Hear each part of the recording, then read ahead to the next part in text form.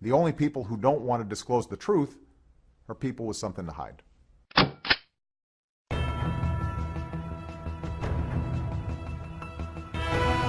And now for the most powerful hour on radio, here is End Time Newsman, Rick Wiles.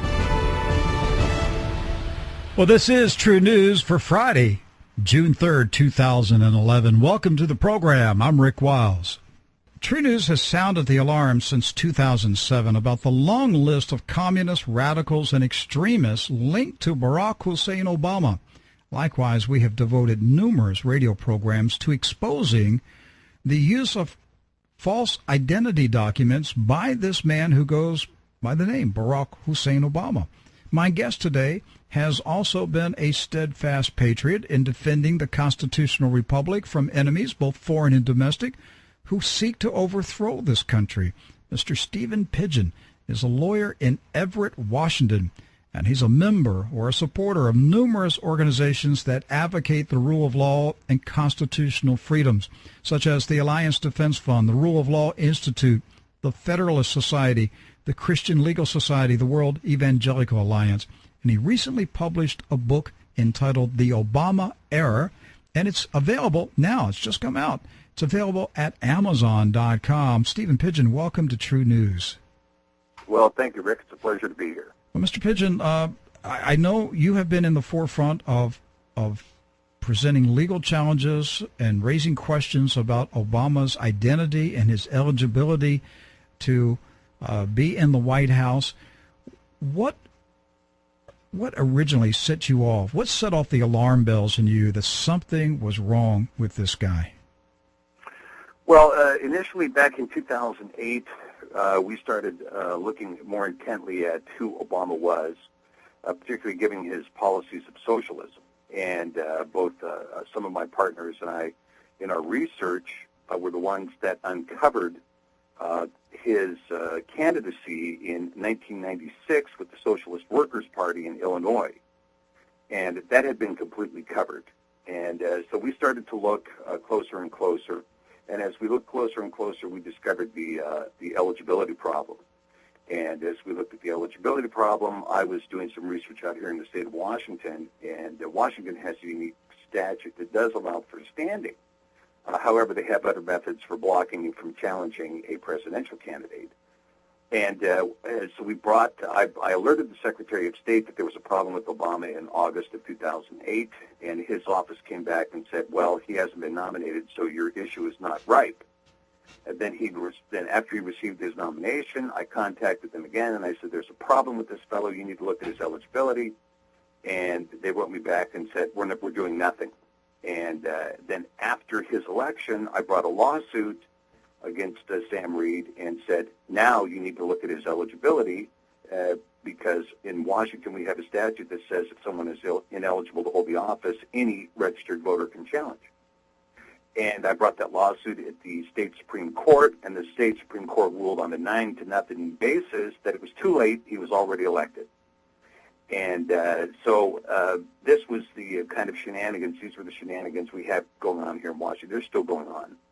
This state is the home of hopelessly rigged elections, fraudulent election returns, and a government bureaucracy that has no regard whatsoever for free and fair elections.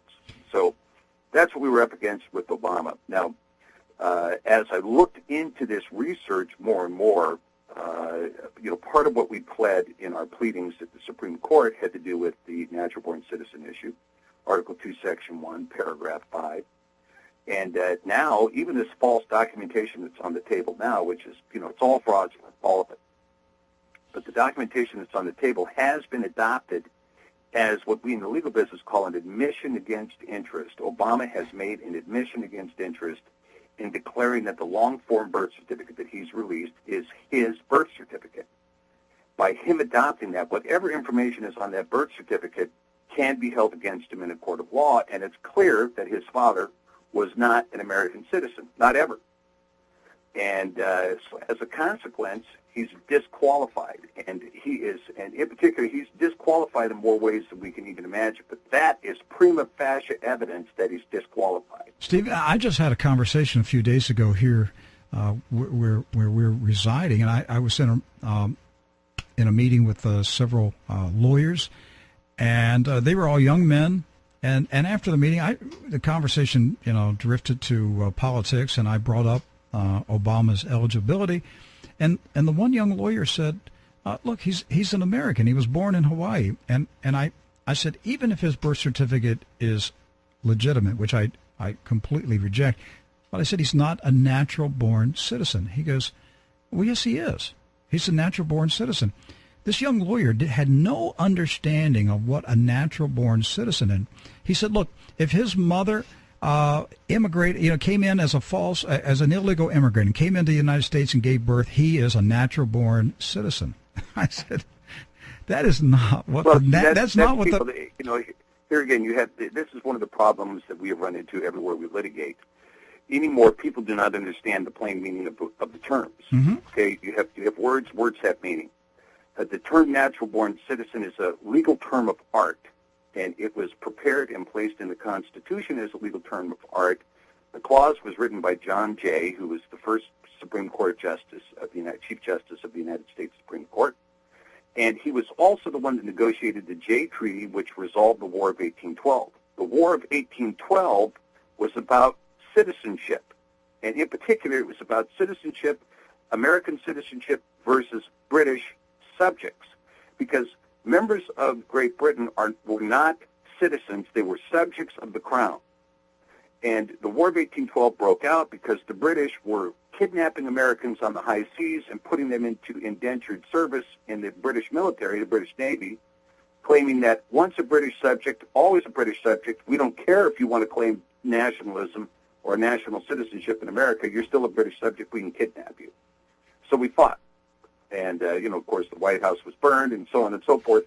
But the resolution of that was the Jay Treaty, and the Jay Treaty made it very clear that unless you were protected by the grandfather clause that's contained in Article 2, Section 1 of the Constitution, if you were ever a British subject after the United States was formed, you could never be a natural-born citizen.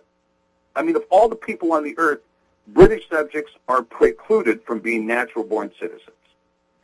And the phrase was adopted in order to keep people who were loyal to Great Britain out of the presidency.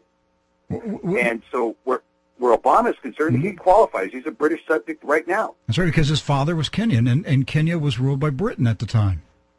Well, it's even more complicated than that. And this is why the long-form birth certificate is completely fraudulent. It says his father was from Kenya. In 1961, it was the British Protectorate of East Africa. Kenya had not been formed until 63. It says he was born in the Kapiolani Maternity and Gynecology Center. It didn't take that name until 1978. It claims that the father's race was African. By federal statute, he had to be identified as Negro, which, by the way, is, Espanol for black.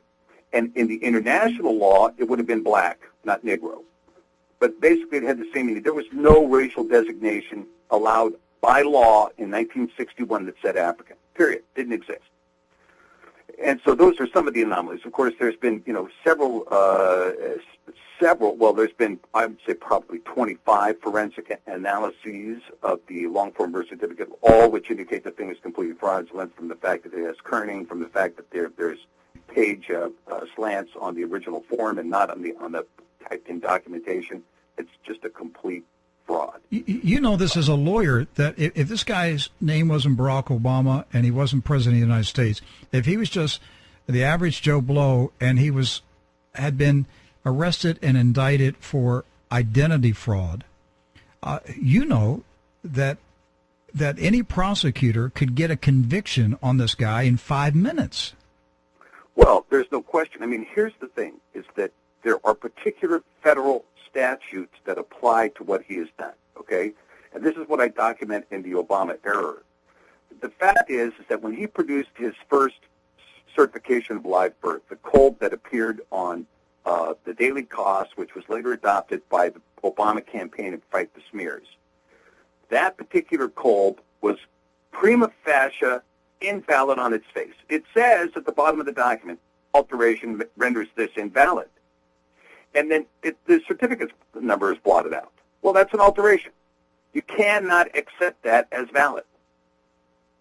That's right. And okay, then secondarily, you have a second certificate, a different one, that's produced by factcheck.org that has a fraudulent seal on it. It's supposed to be a seal of the state of Hawaii, but if you look closely at the seal, it's a seal of nothing, and it's imprinted the wrong way. So that's birth certificate number 2, well, certification of live birth number 2, also a fraud. Now, there was a woman named Shanice Fox who admitted she created it at her store one night on behalf of a woman named Deborah Adler, who was working with the DNC in Chicago. She's already admitted she created the document. So you got 2 false certifications of live birth that were proffered to prove that he was born in Hawaii. Now that is a violation of federal law. It's called mispersonation, and if it evidences a seal of Hawaii or a state, that's a 15-year felony. It's a particular crime. This long-form birth certificate is an additional set of felonies, and they're not state felonies. It's not something that look at the common law and say can't be prosecuted in Chicago. They're federal felonies. We haven't talked about the use of the fraudulent Social Security number. We haven't talked about the fraudulent draft registration. The draft registration form that he fraudulently documented was done in 2008. That means he didn't register for the draft between the ages of 18 and 26 when he was in this country. The reason he didn't register for the draft, most likely, is because he was here on an F-1 foreign visa. If he was here on an F-1 foreign visa, then he didn't have to register for the draft as long as he was matriculated in a university, which, by the way, he wasn't during that period of time. However, if you were in the country and you needed to register for the draft and you didn't by the age 26, you can never hold a federal position. And, more importantly, if you have not naturalized as an American citizen, you can never naturalize as an American citizen if you had a duty to register for the draft before your 26th birthday and you failed to do so. Now, we know that he was adopted in Indonesia. And here's something else that's in my book that a lot of people haven't covered. He had another sister in Indonesia, not his sister Maya, who was born of Ann Dunham, but he had an adopted sister that was adopted the same time he was in Indonesia, whose name was Holia, or she goes by Leah. But Leah unexpectedly dropped dead just before Obama went to visit Indonesia in 2010. And the Indonesian press covered this. They lived together. They shared a bedroom together in Jakarta. Is this kind of like his grandmother? Her at all. His grandmother dropped dead too. You know, she conveniently dropped dead just before the election. I mean, there's a lot of people. The most dangerous place for you to be is to be a relative of Barack Obama on his mother's side. But the way it stands is that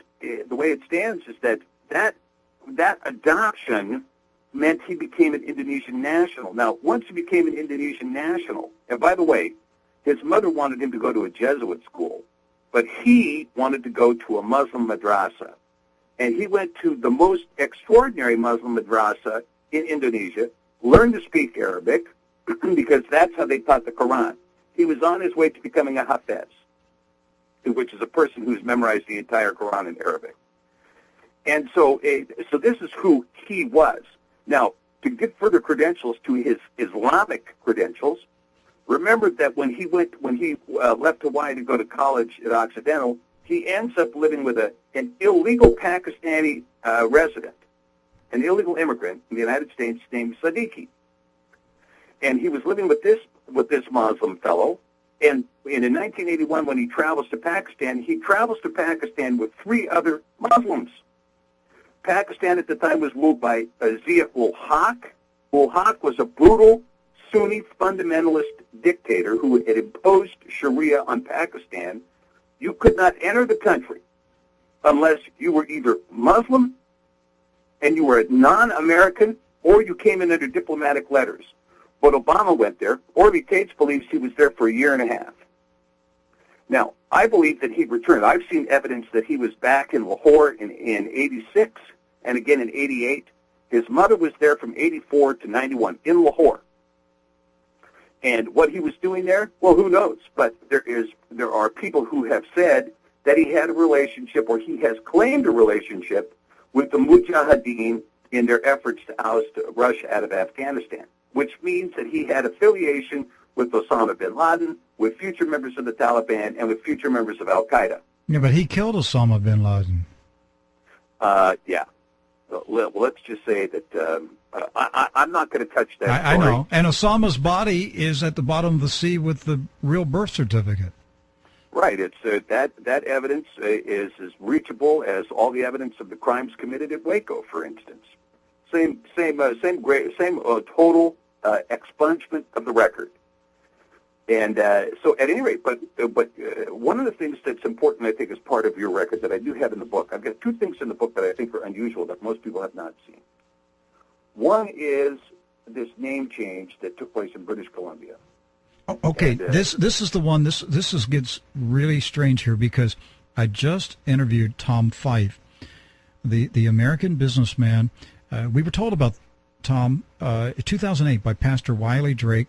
And I've mentioned the story throughout the years, never interviewed Mr. Fife. We finally had him on the program to tell the story that he was information technology software developer. He was trying to get a business going in the former Soviet Union and Russia in 1992. He was taken to dinner by some Russian scientists and their wives. And in the dinner, the one wife starts to, brag. You Americans are going to have a communist president. We know his name. His name's Brock. He's a young black man. His mother is white. His father is African. And he's, we have him strategically placed in certain cities. And he mentioned that this woman said to her, there was a connection to the state of Washington where you live. And he remembered the last name, or he could vaguely remember it. The first name was Barack. But he said the last name sounded like Uganda. He couldn't remember exactly what she said. Now, tell us what you have uncovered in British Columbia. Well, I'm looking at a change of name form that's issued by the Ministry of Health Planning through in British Columbia, the Vital Statistics Agency, that does evidence the seal of British Columbia. The registration number 1973-20041589 or 889 rather. Which shows that a fellow named Barack Munir Ubayd, U-B-A-Y-D, changed his name to Barack Hussein Obama on the 14th of October, 1982, in Skookumchuck, British Columbia. Now, Skookumchuck is a well-known Washington name, but it's also a little mining camp in the southeastern section of British Columbia, just over the Washington border. It's interesting, the connection with Washington. I think there is a serious connection in Washington with Obama. I mean, he's using a law firm out of Seattle as his main law firm. That's who he spent almost $2 million with, covering most of the birth certificates issues, which is Perkins Coie. I litigate against those guys every now and then. They also are the law firm representing Acorn and other activist groups out here. But there is my personal belief. He was born in Seattle, Washington. That's my personal belief. You think he was born in Seattle, Washington? I believe he was born in Seattle, Washington. I believe he was born in July of 1961 in Seattle, Washington, and that his name is not Barack Hussein Obama, and it wasn't Barack Hussein Obama at birth, but it was probably something more like Stanley Dunham or Malcolm Stanley Dunham. I believe Malcolm X is the true father. Do you really? He doesn't know that. Yes, I do. I believe Malcolm X is the true father. Well, we're back to another communist. Well, he's not only a communist, but a communist Muslim. I mean, yes. Every man in this guy's life has been a communist Muslim, with the exception of Lolo Soetoro, who was just a Muslim intelligence agent. And wait a minute, Soetoro was an intelligence agent? That's correct. I never heard this one. Where did you get this information? Well, Soetoro you got to remember that Ann Dunham, her mother, there is rumor out there. Now, I haven't seen the substantiation, so I'm going to categorize it as rumor. But there is rumor out there that her father, Stanley Armour Dunham, was accused of selling B-29 plans to the Germans during World War II. But the accusation didn't come in until the 50s. And if you look at Ann Dunham's records, there's a big gap where she enters into kindergarten in Kansas, first grade in Oklahoma, and then she's gone. And she doesn't reappear until they appear in Washington for her to enter middle school, and she enters middle school fluent in French. Now, that's an interesting question, how that happened, because no school in the United States in the 50s taught French in elementary school. Mm-hmm. But nonetheless, she enters fluent in French, and of course they move out to Seattle, Washington, and at that point, her parents intentionally put her into a school that was notoriously communist. They had been identified by Eugene McCarthy as a communist training ground, this high school. And once they were identified as a communist training ground, her parents intentionally moved to Mercer Island to put her in that school. And she got in there and started training in communism, and she was a communism groupie. Well, there's an interesting thing that took place. Her parents moved to Hawaii in April of 1960, but she didn't move with them because she was finishing her senior year. She doesn't show up in Hawaii until September 26th, even though the classes had begun in the first week of September at U of H. Why was she late? Well, my personal belief is she was late because she went to New York to greet Fidel Castro's visit to the UN, which was, the absolute communist pinnacle of the year that year, was Fidel Castro to show up at the UN and speak. Well, the person hosting that conference was Malcolm X.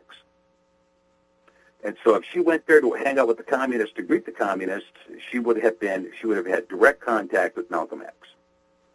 Now, but at any rate, it makes no difference, because if she came back to Washington and gave birth to him here in Washington, which I believe is the case, I know Jerome thinks that she was undoubtedly in Kenya and that he was undoubtedly born in Kenya.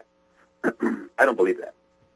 I think he was born at Harborview, and I think that they had to dummy it up, and I think her parents were contacted and said, we have to cover up the fact that Malcolm X is the father.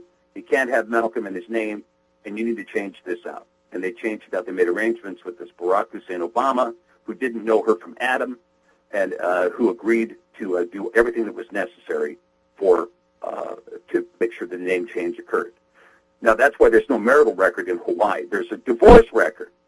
I have the divorce record in my own possession. I've seen the documents. There's a divorce record, but there's no marital record. And they never lived together as man and wife, and he never referred to her as his wife, ever. And Barack Hussein Obama Sr. Was a polygamist. In fact, what was it, Harvard? Was it Harvard or Yale? That asked the State Department, get this guy out of the country. We don't know how many wives he's got. We don't know who this, we don't know where he's getting his money. We don't know who he's married to. Just get him out of here. Right, that's right. And, well, his wife, and, he claimed that he was divorced from Ketsia. He never was. And he actually fathered a child in 1959 that was born in 1960. So if Stanley Ann actually went to Kenya, she would have found a 1-year-old baby. She would have found Ketsia with 2 kids, one of whom was only 1 year old. And she would have been wife number 2 if that happened. Now, I don't believe that happened. I mean, when she was, there was a woman out here named Susan Blake that was interviewed that said she ran into Stanley Ann in August of 61. Well, she was claiming the summer of 61. And she said when she saw Stanley Ann that she was there with the newborn baby and she didn't know how to change a diaper.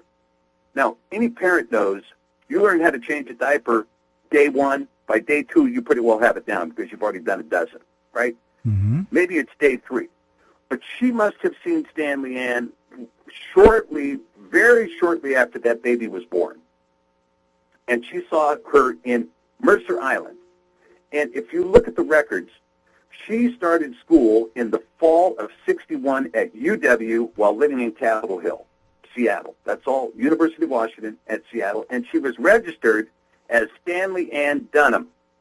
All of her records from UW, which go through to 1963, say Stanley Ann Dunham. And when she transferred to U of H in 64, she transferred as Stanley Ann Dunham. She never held herself out as Stanley Obama. Well, until we get this divorce certificate in 64. This all makes sense now, why Tom Fife in 1992 in Moscow, when he's having dinner with these Russians, and the Russian woman is telling him this young black man who has a white mother, an African father. His first name is Barack, and he thought that the woman said his last name sounded something like Uganda, but she said he was connected to the state of Washington. This makes sense now. Yes, and now it still continues to unfold. One of the things I have in the book, The Obama Error, is I have a news clipping that was published by a woman who has since left the United States and will not return. But she wrote an article that was published by the Associated Press in 1988 talking about young Obama training at Patrice Lumumba University in Moscow. Now, let me just give just a little bit more background on this. Patrice Lumumba, you have to remember, I think all of your listeners know that Obama never attended Columbia. He got a degree there, but Michael Barone and George Stephanopoulos and Fox News went and interviewed over 400 people at Columbia. Nobody ever remembered him. No delicatessen owner, no student association. He doesn't appear in any of the yearbooks. He shows up for his degree, that's it. And no young ladies who remember dating Barack Obama? There's nobody. Right. There's nothing. Now, but let's look at this for just a second, okay? If he didn't go to Columbia, how did he get trained in Cloward-Piven strategy? How did he get trained in the rules for radicals by Saul Alinsky? I'll tell you how he got trained.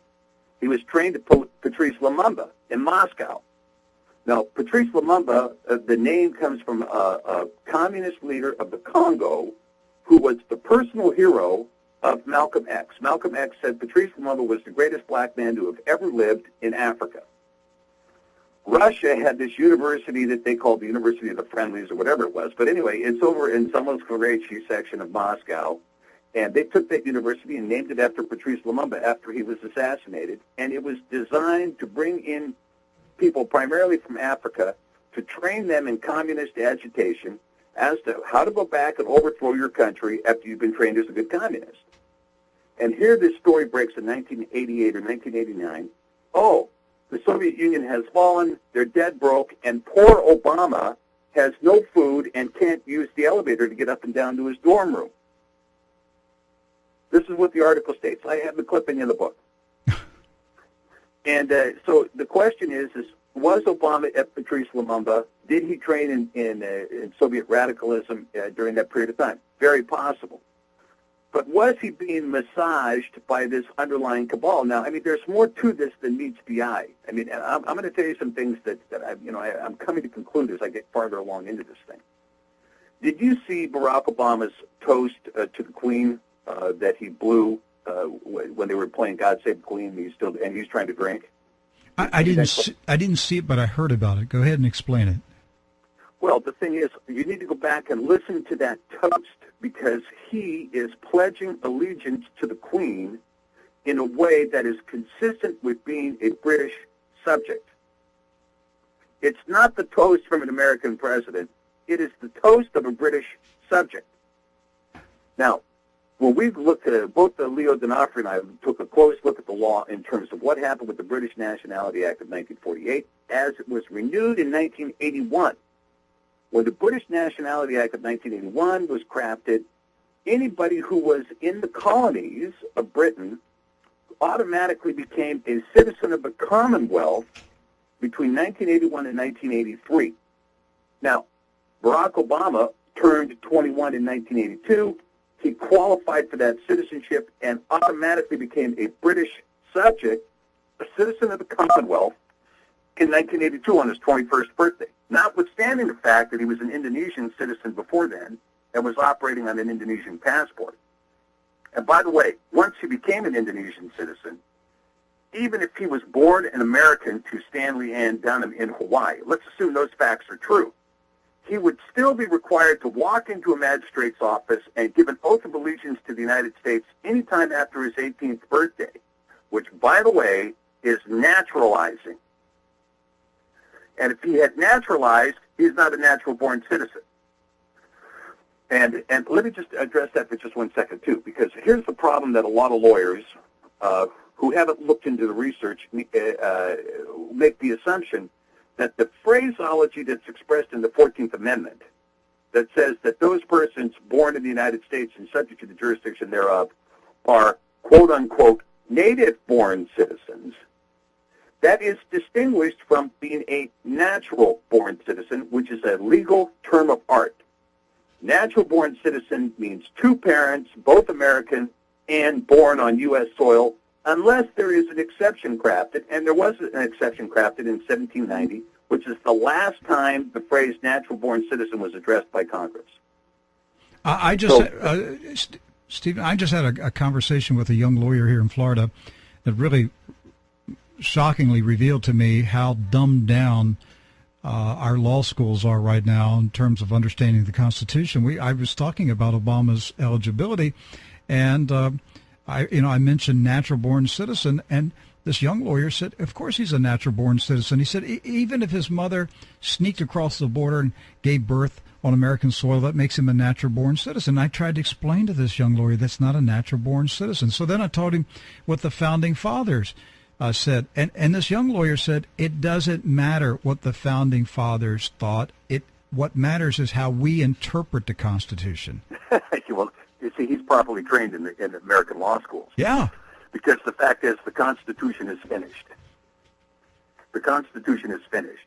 The courts in this country have completely gutted the Constitution. Nothing remains. The Constitution is finished. And this particular Supreme Court is willing to uphold its obituary.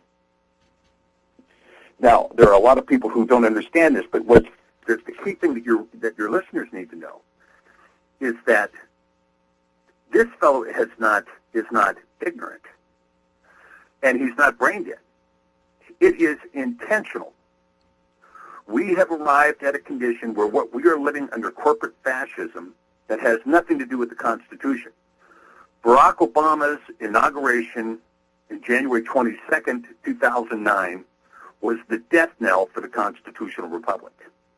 Now, what may come out of this is we have been, as I spoke to a Tea Party on April 15th, and I told them, I said, we are not here to start a revolution. We are here to resist one.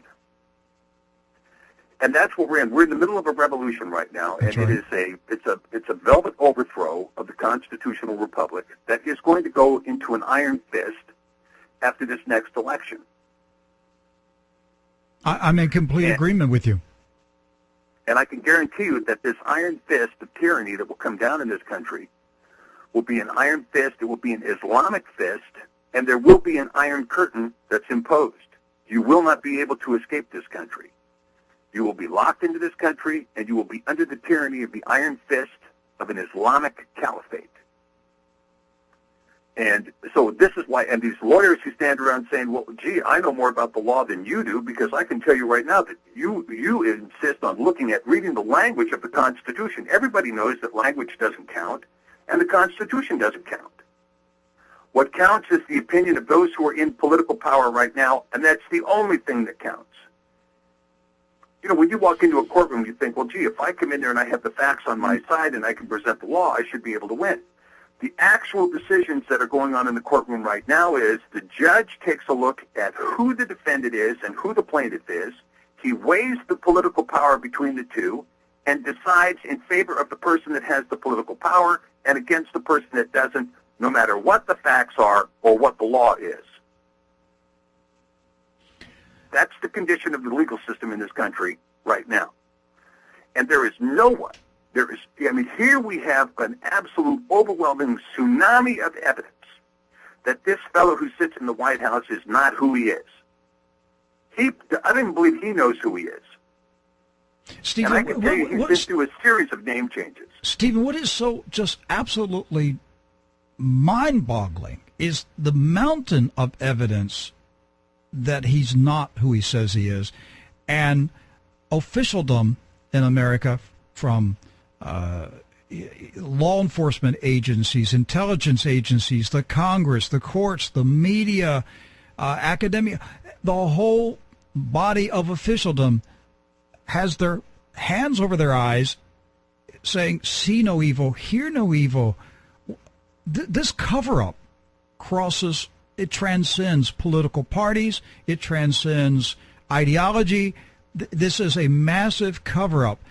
People at the top of this nation's power structure know that a revolution is underway. That's correct, and they're in on it.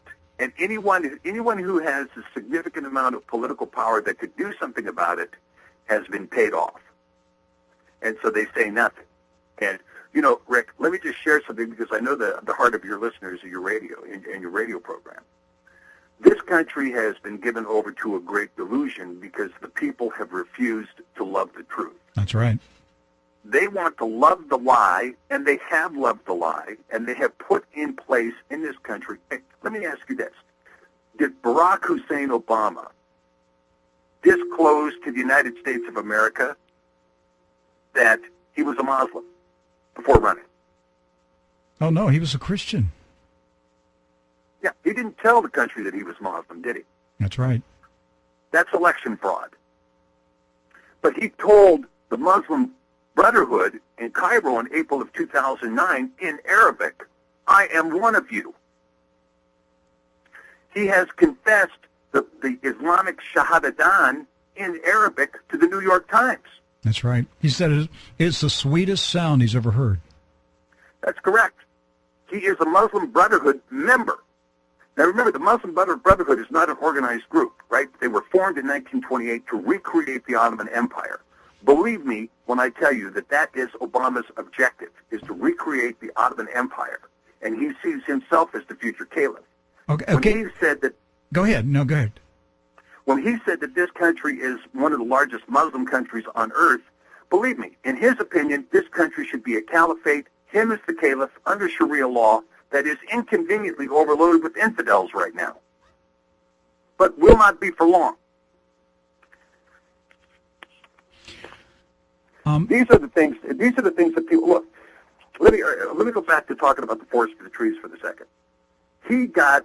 First of all, he put his hand on a Bible on January 21st, 2009, and flubbed the inauguration, which, by the way, you have to give word for word. He had to take it over. He had to do it over. He had to do it over, and there was no film released of that because he didn't take it on a Bible. All right. Now, so on January, what's the first act he does as president? He calls Abbas the Palestinian Authority, and did he promise him Jerusalem? Here's something else that most people also in the book, The Obama Error, which is there are people in Palestine who claim that Onyango, who is Barack Hussein Obama's father, his name was Onyango, in 1930, he left Kenya because it was the Great Depression. He went out as an itinerant and got work. And he ended up getting work in a Muslim area, and he met a Muslim woman and converted to Islam and married this Muslim woman and brought her back to Kenya. Because Sarah Obama, the woman who claims she saw Barack born in Mombasa, is his step-grandmother. That's his step-grandmother, not his actual grandmother. His actual grandmother, according to these sources in Palestine, was a Bedouin woman that Onyango took as a wife when he was in Palestine, the British Protectorate of Palestine, in 1930. Now, if he took a Bedouin woman as his wife, Barack Hussein Obama's grandmother would be a Bedouin, which, as you know, were Assyrians placed in the land when the House of Israel was chased out of Israel. Yes. So, another important point. So, here we have this fellow who sees himself. Now, here's something else, too. During the 1990s, look at what he did working with Bill Ayers in Chicago. It was constant funding and fundraising for Al-Fatah and Islamic Jihad and the Palestinian Liberation Organization.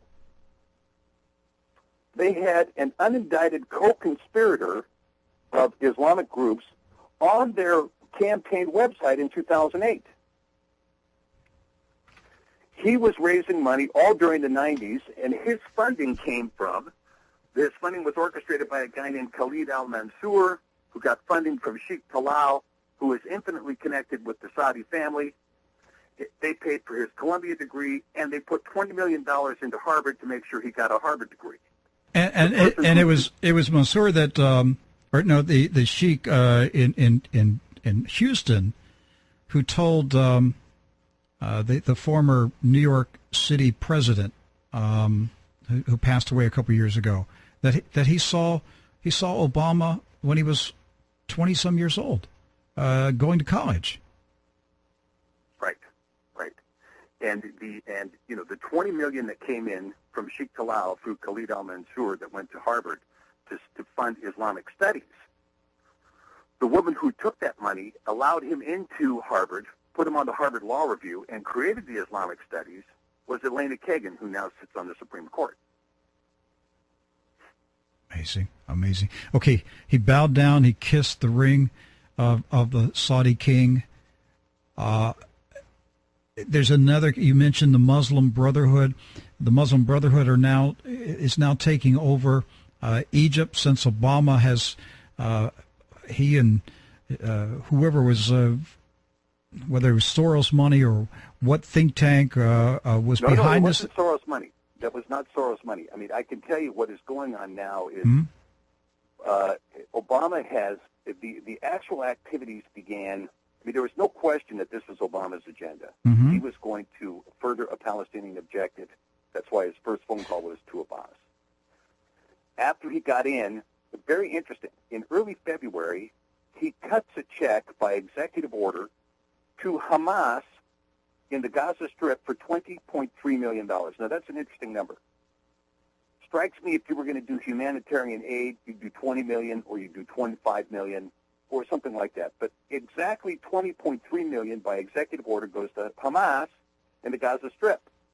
Now, I've seen photos of members of Hamas in Gaza working phone banks to gather election money for Barack Obama in the 2008 campaign, which is a fantastic violation of federal elections. I'm sorry, we had Pam Geller on the program during the 2008 campaign, and she was bringing forth the evidence that the money was being raised in Gaza for Obama. Well, now you have to remember, from a legal point of view, and you can talk to your young lawyer friends who can't tell the difference between native-born and natural-born citizen. They should read Wong Kim Ark, by the way. But putting that aside for a minute, just ask them, is Hamas on a terrorist list of the United States? And if they are on a terrorist list for the United States, paying money to Hamas is aiding and abetting an enemy of the United States. It's an act of treason. Now, not only did he do it by executive order and plunk $20.3 million, which I believe was a commission check to them for raising the money that they did out of Gaza, and he paid for that with American tax dollars, but he also put $1 million into the campaign of Raila Odinga in Kenya. And on the website where the money was identified, that it came from the friends of Senator Obama, you had the exact details of his plan to engage in ethnic genocide if he didn't win the presidency. It's all set on the same website. And by the way, that's all in the book, The Obama Error. By the way, I actually have the documents. You can see what was on the website in the book. Stephen, I was traveling in Kenya in 2008, and a high-level Kenyan official told me face-to-face. In fact, I was sitting in the government compound where the presidential palace and other buildings are located, and this official told me that Senator Obama had caused so much trouble that the president of Kenya called the State Department in the United States and said, "Get your Senator Obama out of our country." Well, I can tell you, his causing trouble is not something that just goes away lightly. When a senator goes into a country and engages in foreign policy, that's a straightforward violation of the Logan Act. And this is one of two places where he violated the Logan Act, which, by the way, are impeachable federal felonies. He violated the Logan Act when he went into Kenya, and not only did he go into Kenya and violate the Logan Act, but he participated before the fact, during the fact, and after the fact with the ethnic genocide that was perpetrated by Raila Odinga and his Orange Party, that, by the way, their party burned down a church that my church supported. They had 50 men, women, and children in it. I was there. And I was there. I was there after the burning. I preached the gospel in that city. I saw the thousands of people living in tents. I saw the buildings that were burned down. I saw the homes that were burned down. I know exactly what you're talking about, and I saw people with their, I met young Christians that had their arms cut off because they did not vote for Raila Odinga, Obama's cousin. And when That's ethnic genocide. Yes, that's right. That's ethnic cleansing. It's ethnic genocide. He participated before the fact, during the fact, and after the fact, and continues to work with Raila Odinga, which makes him an international war criminal and a criminal who is engaged in crimes against humanity, including ethnic genocide against black people. Stephen, but wait, go ahead. We've got 10 minutes. Go ahead. That's not the only violation of the Logan Act, okay? Mm-hmm. He also went back to his old friends in Al-Qaeda before he was elected president and negotiated a withdrawal out of Afghanistan and a truce and told the members of Al-Qaeda, we'll pull out if you'll just stop fighting. That's an act of treason. He was negotiating and aiding and abetting the enemy of the United States against the interest of American troops. It's a violation of the Logan Act. That's his second violation of the Logan Act. But nobody wants to look at this. They want to talk about the birth certificate. He's committed treason in every respect. Then, his manipulation of the Muslim Brotherhood, when he went into Egypt in 2009, April of 2009, said, I'm going to give a speech in Cairo. The State Department told him, well, remember, the Muslim Brotherhood assassinated Anwar Sadat. They sponsor Al-Qaeda. They formed Hamas.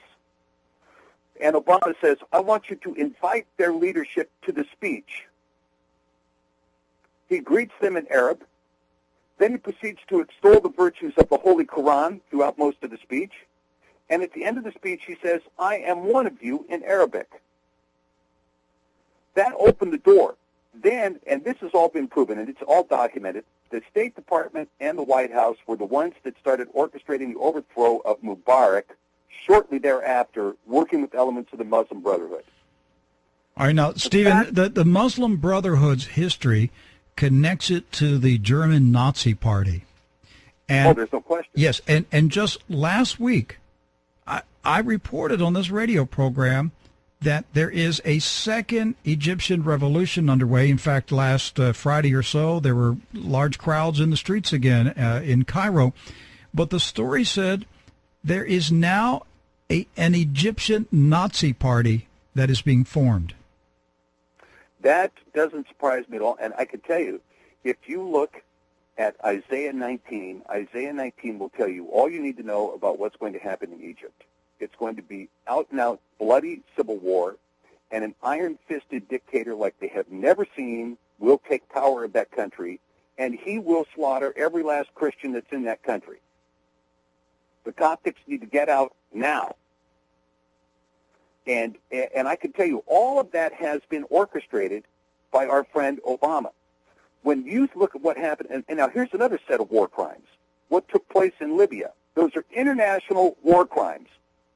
The Russian Foreign Ministry has already documented it, and not only that, but Russia, China, Brazil, and India have all come out and condemned what happened in Libya as international war crimes. The people that began to agitate against Muammar Gaddafi's regime were Al-Qaeda members, the same Al-Qaeda members that were killing American troops in Baghdad. Obama elects to fund them. Funding an insurgency in a nation whom you are not at war with violates the very first paragraph of the United Nations Charter. It's an international war crime. Stephen, is this a Shia versus Sunni Muslim civil war that we're part of? No, it is not. What is going on is the Muslim Brotherhood, which is if George Bush were to correctly have named the war on terror, he would have named it the war on the Muslim Brotherhood. They are the people that we are at war with, whether it's the Taliban or Al-Qaeda or Wahhabists or Hamas or Hezbollah or Al-Fatah or Islamic Jihad or any of those groups. They're all spawned from the Muslim Brotherhood, which is a disorganized, well, I shouldn't say that, highly organized, but no formal organization group that spreads throughout the entire Islamic world. But they're primarily Sunni. Here's the problem. There is a CIA connection to the Muslim Brotherhood. Goes back many decades. That's correct. In fact, our friend Osama bin Laden was known as his CIA name Tim Osman. And, we provided him with a satellite phone we couldn't trace in 1996 in order for him to help us in Bosnia. Tim Osman was his CIA name? That's correct. How do you know that? Now, it's well documented. This is getting deep. Yeah, of course, so much of what happened is the Al-Qaeda formation, all the training and all that, what happened was Al-Qaeda was formed by the CIA as part of the Mujahideen to combat Russia in Afghanistan. Then, of course, they went rogue. But they didn't start to go rogue until we got to Bosnia. We were using Al-Qaeda people in Bosnia to overthrow the Christian regime that was set out by the Serbs. Now, the Serbs are, believe me, not a holy people in any respect, right? They still have pictures of Adolf Hitler up in their hotels in Belgrade or whatever the name of the town is. But the long and the short of it is that we went into to impose a Muslim enclave in Europe, which was Kosovo. And we used Al-Qaeda to do it. And by the way, we had no national interest in the Balkans. And here we were, once again, you're talking about the code word we use is, we're going to have peace by doing what? Bombing, no ground troops. And so, anyway, this bombing of Muammar Gaddafi, go back to the bombing of Muammar Gaddafi, we have been agitating with the Muslim Brotherhood, and U.S. tax dollars have been spent to foment the Muslim Brotherhood to overthrow the regimes in Tunisia, Morocco, Libya, Sudan, Algeria, Egypt, Yemen, even Saudi Arabia. Oh, okay, Steve. Steve, we're down to we've got 4 minutes. This story is so deep. There are the powers that are protecting this guy, Barack Obama. This is so deep and so pervasive. Take the next. We got 3.5 minutes. Sum this up, in your opinion. Who is the man? Who is he? Who does he work for? And what is he seeking to accomplish? Okay, well, you will find the answer as to who he is in another book of mine on Amazon called Behold a White Horse. You can also get that on Amazon. That will tell you who he truly is. And this is what I want to say. The people who are backing him in the New World Order, okay, let's call them the Bilderbergers, if you will. Sure. But the banking cabal that is backing Barack Hussein Obama, let me just say this to them. Obama will throw you under the bus. Just as he threw the Saudi king under the bus, he will throw you under the bus too, because his ultimate objective is to establish a worldwide Islamic caliphate with him as the caliph, declaring himself to be God in the temple of God that will be constructed in Jerusalem on the Temple Mount. That's what he intends. That's who he thinks he is. He took the Democratic nomination on his version of the throne of Satan, which was a buildup of the Pergamus altar. He gave a speech in Berlin in front of the statue of Nike that he finished saying, "This is my struggle," which in German means Mein Kampf. Do not think that he is not a Nazi. He is an Islamic Nazi. He's a member of the Muslim Brotherhood. He is engaged in economic jihad against the United States for the ultimate overthrow of this country, and he's 80% of the way finished. And who at the highest levels in this country are aiding him? We've got 2 minutes. Who is aiding this man in this overthrow? Well, every member of the Supreme Court knows who he is.